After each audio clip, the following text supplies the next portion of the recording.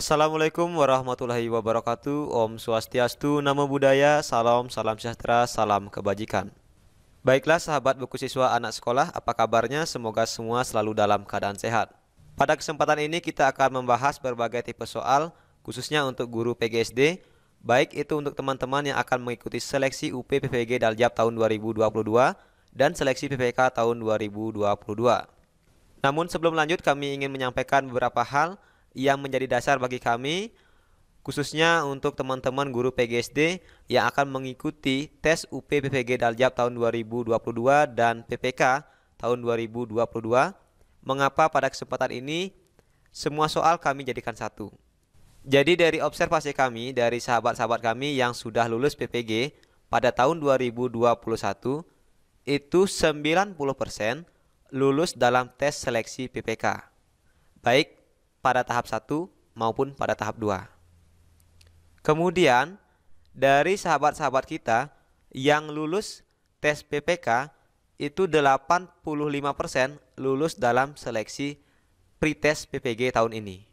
Dan dari sahabat-sahabat yang lulus PPK maupun lulus PPG itu kita tanya, gimana tipe soal antara PPG dengan PPK, khususnya untuk guru PGSD.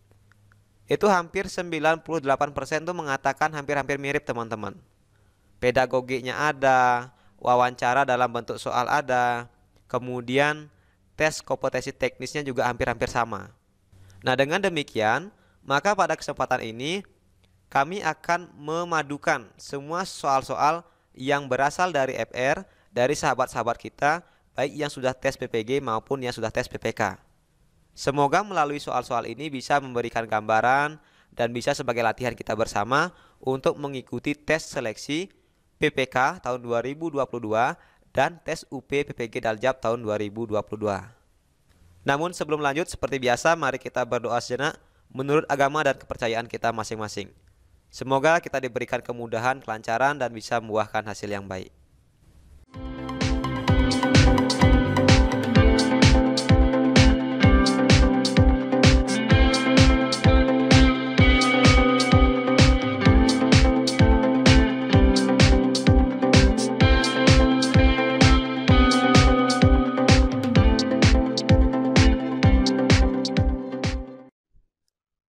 Soal yang pertama, setiap makhluk hidup memiliki ciri-ciri khusus. Perhatikan ciri-ciri khusus makhluk hidup berikut ini.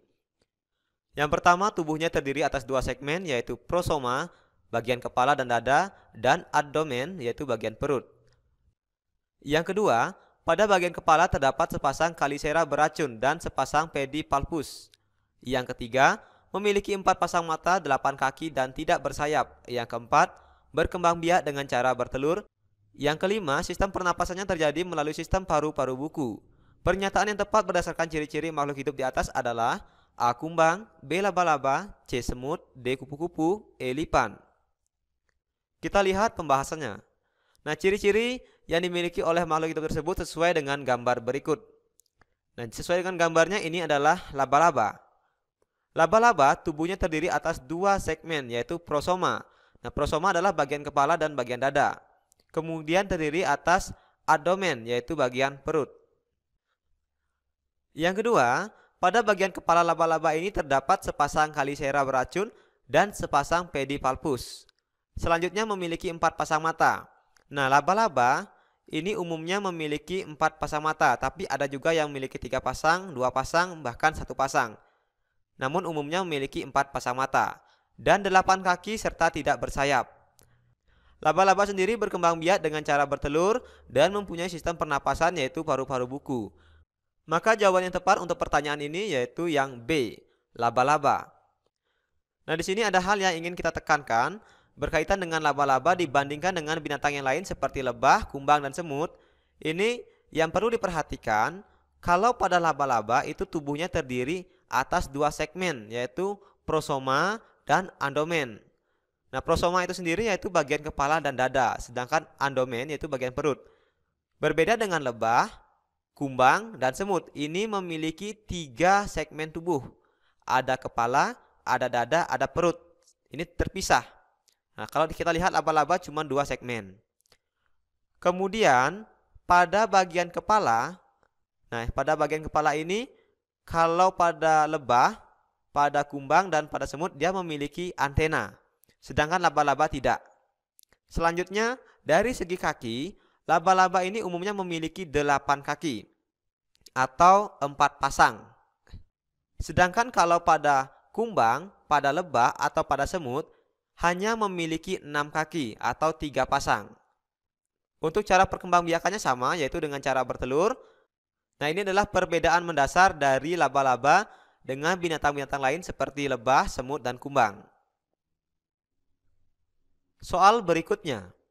Perhatikan gambar berikut ini. Di sini ada gambar mengenai sistem organ pada manusia. Pernyataan yang tepat pada gambar yang ditunjukkan oleh angka 7 adalah: A. Hati, menghasilkan kelenjar pencernaan. B. Lambung, membantu pencernaan makanan. C. Jejunum, memecah dan menyerap nutrisi. D. Pankreas, menghasilkan enzim pencernaan. E. Usus halus, menyerap nutrisi dari makanan. Nah, untuk tipe soal seperti ini sangat sering keluar. Jadi, sajian gambar bisa bervariasi. Ada gambar sistem organ pencernaan, sistem organ pernapasan, bahkan ada gambar sistem organ pendengaran seperti telinga. Jadi silakan teman-teman dipelajari materi-materi yang berhubungan dengan sistem organ, yaitu dari segi gambarnya. Nah, untuk tentang pendengaran ini sudah kita bahas di video sebelumnya. Nanti silakan teman-teman cek linknya pada kolom deskripsi. Nah, untuk menjawab pertanyaan ini kita lihat dulu pembahasannya. Nah, di sini perhatikan organ dan sistem organ pencernaan berikut. Nah, di sini ada organ-organ dan sistem organ yang terlibat dalam sistem pencernaan. Yang pertama, mulut. Mulut merupakan tempat terjadinya pencernaan mekanik, yaitu oleh gigi, dan kimiawi oleh enzim petialin amilase oleh air liur. Kemudian ada yang nomor 2, ini berarti di gambar nomor 2, itu merupakan kerongkongan atau esofagus. Merupakan otot-otot kerongkongan memindahkan makanan dengan gerakan peristaltik. Nah, berarti gerakan peristaltik itu gerakan mendorong makanan menuju lambung.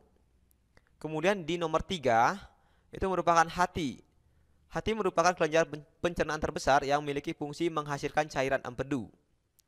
Di nomor 4 ada empedu, membantu penguraian lemak. Kegunaan lainnya adalah membantu fungsi hati dalam pengeluaran zat sisa metabolisme dari dalam tubuh. Nah, jadi empedu ini memiliki 2 kegunaan, namun kegunaan utamanya yaitu sebagai penguraian lemak. Kemudian di nomor 5 itu usus halus, merupakan salah satu organ dalam sistem pencernaan yang berfungsi untuk memecah dan menyerap nutrisi dari makanan maupun minuman. Untuk nomor 6, paling bawah ya, ada anus, yaitu tempat jalan pembuangan sisa makanan yang tidak dipakai oleh tubuh dan gas-gas yang berbau seperti tinja. Di nomor 7, kita lihat di nomor 7 itu merupakan lambung. Nah, lambung adalah organ pencernaan manusia yang paling elastis, tempat menyimpan makanan sementara. Nah, jadi lambung merupakan tempat menyimpan makanan sementara, mencerna dan menghancurkan makanan dengan bantuan enzim.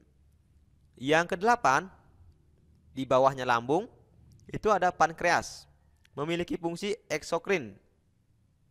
Nah, fungsi eksokrin ini yaitu fungsi menghasilkan enzim pencernaan, seperti lipase, amilase, dan protease. Serta memiliki fungsi endokrin, yaitu menghasilkan beberapa hormon, misalnya hormon insulin. Nah, jadi pankreas ini yang memiliki 2 fungsi, fungsi eksokrin dan fungsi endokrin. Selanjutnya nomor 9. Nah, usus besar. Usus besar disebut juga dengan kolon, memiliki fungsi untuk menyimpan dan mengeliminasi sisa makanan, menjaga keseimbangan cairan dan elektrolit, dan mendegradasi bakteri. Nah, ini adalah organ-organ dan sistem organ yang terlibat dalam sistem pencernaan dan fungsi-fungsinya. Nah, dari pembahasan ini kita bisa mengetahui bahwa jawaban untuk gambar pada angka 7 yaitu yang B, lambung. Nah, lambung ini berfungsi untuk membantu pada proses pencernaan makanan. Soal berikutnya. Pernyataan yang tepat berkaitan dengan hubungan antara senar gitar dan luas penampang dengan frekuensi yang dihasilkan adalah: A. Semakin panjang senar, semakin tinggi frekuensinya.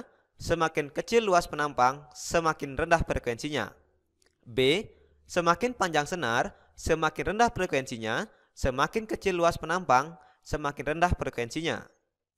C. Semakin kecil senar, semakin rendah frekuensinya. Semakin kecil luas penampang, semakin tinggi frekuensinya. D. Semakin besar senar, semakin tinggi frekuensinya. Semakin kecil luas penampang, semakin tinggi frekuensinya.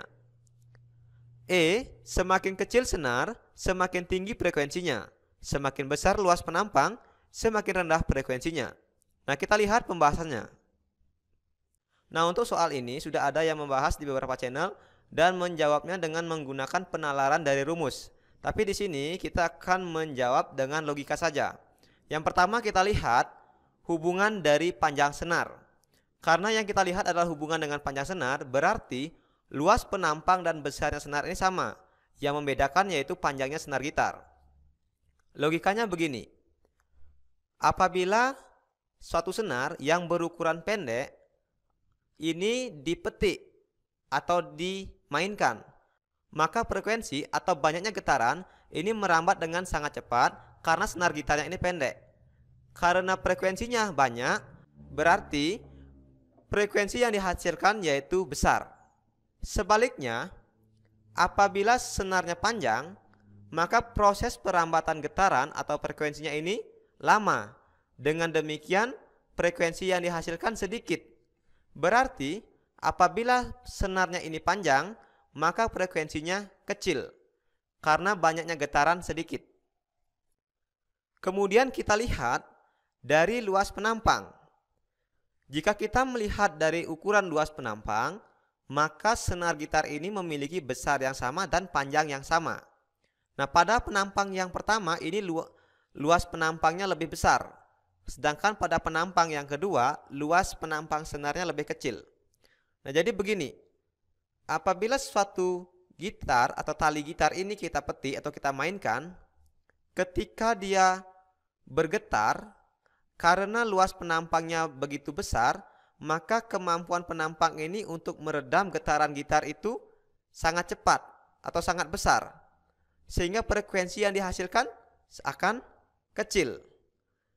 Sebaliknya, kalau luas penampangnya kecil, maka kemampuan penampang untuk meredam frekuensi dari gitar itu kan sangat kecil, sehingga getarannya sangat banyak.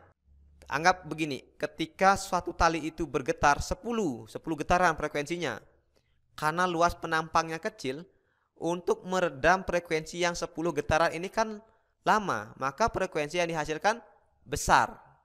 Berbeda tadi dengan luas penampang yang besar. Kalau misalnya frekuensi yang dihasilkan dari gitar itu misalnya dari senarnya itu ada 10, karena luas penampangnya besar, jadi untuk menyerap agar meredam frekuensi 10 ini kan semakin cepat. Karena semakin cepat dia meredam, otomatis dong frekuensi yang dihasilkan sangat kecil. Nah, ini jika kita lihat dari luas penampang. Kemudian yang ketiga kita lihat dari ukuran senar. Kalau kita lihat dari ukuran senar berarti panjangnya sama, luas penampang sama. Yang berbeda besar kecilnya senar. Nah, yang pertama, kalau dia memiliki luas penampang yang sama, kemudian ada senarnya kecil, jika dibandingkan senar yang besar, kalau senar yang kecil ini kan ringan. Kalau kita petik dia, tali gitarnya itu, maka frekuensinya yang dihasilkan kan semakin banyak. Karena frekuensinya semakin banyak, berarti itu sama saja dengan frekuensi itu besar. Sebaliknya, kalau pada ukuran senar gitar yang besar, berarti senarnya kan terlalu berat. Jika kita petik, otomatis frekuensinya sedikit karena dia senarnya berat. Maka kalau frekuensinya sedikit, itu sama saja dengan artinya frekuensinya itu kecil. Nah, di sini dari ketiga logika ini ada hal yang unik. Nah, yang pertama jika kita lihat dari panjang senar dulu. Jadi semakin pendek senarnya, frekuensinya semakin besar. Semakin panjang senarnya, frekuensinya semakin kecil. Nah, ini kan kebalikannya. Yang kedua dari luas penampang juga sama. Kalau luas penampangnya lebar, maka frekuensinya kecil. Kalau luas penampangnya kecil, berarti frekuensinya besar. Ini juga berlaku kebalikannya. Yang ketiga juga begitu dari ukuran senar. Kalau senarnya kecil, berarti frekuensinya akan semakin besar. Karena getaran yang dihasilkan lebih banyak. Kalau senarnya besar, itu frekuensinya kecil. Karena getarannya semakin sedikit, terlalu berat dia ini senar gitarnya. Nah, dari sini berlaku kebalikan. Jadi gampang sekali untuk mengingat ini. Maka kita lihat pilihan dari option ini jawaban yang tepat yaitu yang E. Semakin kecil senar. Nah, berlaku kebalikannya. Berarti semakin tinggi frekuensinya. Nah, itu sudah betul. Semakin besar luas penampang, berarti kebalikannya apa? Semakin rendah frekuensinya. Nah, jadi jawaban yang ini adalah jawaban yang sangat tepat. Soal berikutnya. Perhatikan gambar berikut. Yang pertama, ada orang bermain gitar. Yang kedua, kita lihat itu gambar medan magnet. Dan yang ketiga itu gambar energi listrik statis. Yang keempat, orang yang sedang menarik ketapel. Dan yang kelima, jika kita lihat dari gambar, itu adalah sistem mesin. Dan yang keenam, buah yang jatuh dari pohonnya. Pernyataan yang tepat pada gambar yang merupakan aplikasi dari gaya tak sentuh adalah A 34 dan 6, B 35 dan 6, C 25 dan 6, D 23 dan 6, E 24 dan 6. Nah, di sini yang merupakan gaya tak sentuh itu yang mana? Kita lihat dulu pembahasannya. Jadi sehubungan dengan gaya tak sentuh ini ada dua gaya. Yang pertama yaitu gaya sentuh. Gaya sentuh adalah gaya yang terbentuk akibat di mana dua buah atau lebih benda ini saling bersentuhan dengan satu sama lainnya secara langsung. Misalnya gaya gesek, gaya mesin, dan gaya pegas. Dari gaya gesek, gaya mesin, dan gaya pegas ini benda-bendanya saling bersentuhan. Misalnya dari gaya gesek pada nomor 1 itu jika kita lihat orang yang bermain gitar, antara tangan dan tali gitar ini saling bersentuhan. Pada gaya mesin juga begitu. Antara mesin yang satu dengan mesin yang lain itu saling bersentuhan. Gaya pegas misalnya pada gambar nomor 4, orang yang menarik ketapel, itu juga saling bersentuhan gayanya. Selanjutnya ada gaya tak sentuh. Gaya tak sentuh ini kebalikan dari gaya sentuh, yaitu gaya yang terbentuk tanpa adanya sentuhan secara langsung di antara benda-benda tersebut. Misalnya gaya magnet pada nomor 2, gaya listrik seperti gaya listrik statis pada nomor 3, dan gaya gravitasi pada nomor 6. Nah, jika kita lihat dari pembahasan ini, maka jawaban yang tepat untuk pertanyaan ini yaitu yang D, 2, 3, dan 6. 2 gaya magnet, 3 gaya listrik statis, dan yang keenam buah jatuh dari pohonnya atau gaya gravitasi. Ini merupakan contoh dari gaya tak sentuh. Soal berikutnya. Perhatikan gambar berikut. Di sini ada 3 orang anak.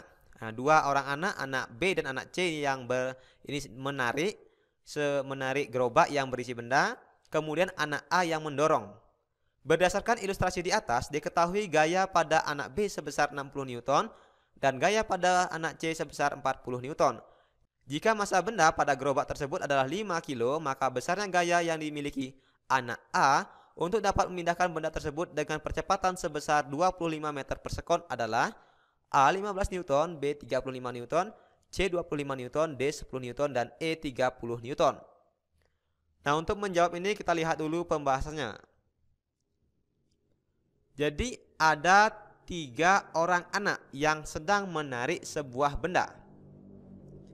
Dari soal ini diketahui anak B memiliki gaya sebesar 60 Newton. Anak C memiliki gaya sebesar 40 Newton. Dan benda yang ditarik ini memiliki massa 5 kg. Pertanyaannya, berapa besarnya gaya yang dimiliki oleh anak A dengan percepatan sebesar 25 meter per sekon kuadrat? Nah, ini pertanyaannya, gaya yang dimiliki oleh anak A. Kita ingat bahwa rumus dari gaya yaitu F sama dengan M dikali A, atau F sama dengan massa dikali percepatan. Dari rumus ini kita bisa mencari gaya anak A, yaitu begini, F sama dengan M dikali A. Nah, di sini karena ada 3 orang anak, maka gayanya ada 3, yaitu gaya anak A, gaya anak B, gaya anak C. Kemudian ketiga gaya ini sama dengan massa dikali percepatan. Nah, kita masukkan angka-angkanya. FA itu masih tetap karena yang ditanya. Kemudian FB, gaya anak B berapa? Kan 60 Newton. Gaya anak C itu 40 Newton. Massa bendanya 5 kilo. Dan percepatannya 25. Setelah kita masukkan seperti ini, baru kita hitung. FA itu sama dengan 60 ditambah 40. 60 tambah 40 itu sama dengan 100. dan 5 dikali 25 sama dengan 125. Kemudian kita pindahkan ruas. Yang 100 ini kita pindahkan ruas ke kanan. Maka tanda tambah ini akan berubah menjadi tanda negatif. Nah, FA sama dengan 125 dikurang 100. Dengan demikian FA gaya dari anak A yaitu 25 Newton. Maka jawabannya adalah yang C. Nah, ini adalah cara untuk menentukan gaya seseorang anak. Kita mencarinya dengan menerapkan rumus F sama dengan M dikali A. Jadi kita masukkan saja. Kalau ada 4 gaya nanti ya keempat-empatnya kita tambahkan. Atau sebaliknya misalnya begini. Jika ada 2 massa umpamanya, massa benda pertama, massa benda kedua, berarti M-nya itu yang nanti kita ganti. M1, M2 seperti itu. Karena soal yang seperti ini kan bisa bervariasi. Bisa saja nanti yang menjadi pertanyaannya adalah massanya. Misalnya dia ada seorang anak atau sedang menarik 2 gerobak. Gerobak 1 diketahui massanya, gerobak 2 tidak diketahui. Berapa massa gerobak 2? Bisa saja seperti itu. Jadi intinya kita mencarinya dengan menerapkan rumus ini. F sama dengan M dikali A. Soal berikutnya. Perhatikan pernyataan berikut ini. Yang pertama, gaya dapat mengubah posisi atau kedudukan suatu benda. Yang kedua, gaya dapat mengubah arah suatu benda. Yang ketiga, gaya dapat mengubah bentuk suatu benda. Yang keempat, gaya dapat menyebabkan benda diam menjadi bergerak dan sebaliknya. Yang kelima, gaya dapat mengubah kecepatan suatu benda. Pernyataan yang tepat berdasarkan akibat gaya di atas adalah A. Mendorong mobil. Akibatnya ada pada gaya nomor 1, yaitu mengubah posisi benda. Mengerem sepeda ada pada nomor 2, yaitu mengubah arah suatu benda. Meremas kertas ada pada nomor 1, yaitu mengubah posisi benda. B. Mengerem sepeda nomor 5, meremas kertas nomor 1, mendorong mobil nomor 1. C. Melempar bola nomor 3, mengerem sepeda nomor 2, meremas kertas nomor 1. D. Menendang bola nomor 4, mendorong mobil nomor 1, mengerem sepeda nomor 4. E. Meremas kertas nomor 1, melempar bola nomor 5, mendorong mobil nomor 1. Nah, kita lihat dulu pembahasannya. Jadi dalam ilmu fisika, gaya adalah tarikan atau dorongan yang dapat mengubah kedudukan, bentuk, arah, dan kecepatan suatu benda. Gaya dapat dibedakan menjadi gaya sentuh dan gaya tak sentuh. Nah, ini sudah kita bahas tadi di awal. Kemudian, pengaruh gaya terhadap suatu benda. Yang pertama, gaya dapat menggerakkan benda diam. Misalnya ketika kita mendorong meja. Atau menghentikan benda bergerak. Misalnya ketika kita mengerem sepeda. Yang kedua, gaya dapat mengubah arah gerak benda. Misalnya ketika kita melempar bola ke tembok. Yang ketiga, gaya dapat merubah bentuk suatu benda. Misalnya plastisin yang ditekan. Yang keempat, gaya dapat mengubah posisi benda. Misalnya meja yang didorong. Yang kelima, gaya dapat mengubah kecepatan suatu benda. Misalnya ketika kita sedang menaiki sepeda, kemudian kita mengerem sepeda secara perlahan, maka kecepatan sepeda akan berubah. Begitu juga pada bola yang digelindingkan. Maka lama-kelamaan bola ini akan bergerak perlahan. Kecepatannya akan berubah karena ada gaya gesek antara bola dengan lantai. Sehingga kecepatan suatu bendanya akan berubah. Nah, ini adalah definisi gaya dari ilmu fisika dan pengaruhnya terhadap suatu benda. Dengan demikian, jika kita cermati dari pilihan ganda atau optionnya, jika yang A mendorong mobil, itu perubahannya yaitu nomor 1. Gaya dapat mengubah posisi benda, mendorong mobil. Ya, betul. Mengerem sepeda nomor 2, mengubah arah. Salah, berarti yang A salah. Yang B, mengerem sepeda nomor 5, merubah kecepatan. Betul. Karena dari sepedanya bergerak, direm secara perlahan kan kecepatannya juga akan berubah. Kemudian meremas kertas yaitu nomor 1, mengubah posisi. Salah ya. Berarti yang B salah. Seharusnya kalau meremas kertas itu kan merubah bentuk, bukan merubah posisi. Maka yang A, yang B salah. Yang C, melempar bola itu nomor 3. Gaya dapat mengubah bentuk. Nah, ini salah.